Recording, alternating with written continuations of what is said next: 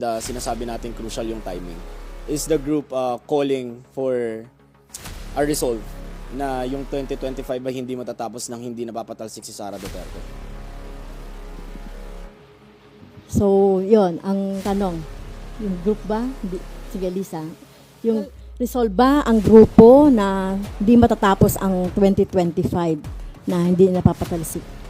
Sara, resolve ba tayo doon? Mga kasama, resolve ba tayo doon? Na hindi matatapos ang 19th Congress na mapapatalsik? Well, I think resolve kami. The fact that we filed the impeachment complaint now, even before 2025, proves na gusto talaga nating ma-impeach na siya. And we are united para sa bayan ito.